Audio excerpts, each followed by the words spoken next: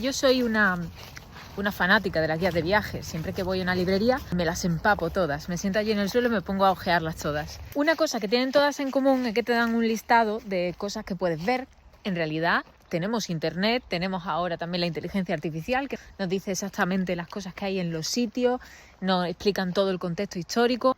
Y por esto he creado esta guía. En esta guía no vas a tener un listado de cosas para ver, lo que vas a tener es una forma de mirar nueva el paisaje. Os acompaño a buscar una nueva mirada a aquello que ya estáis viendo. Si queréis esta guía, tenéis el link en la bio. Disfrutadla mucho y nos vemos pronto en el bosque.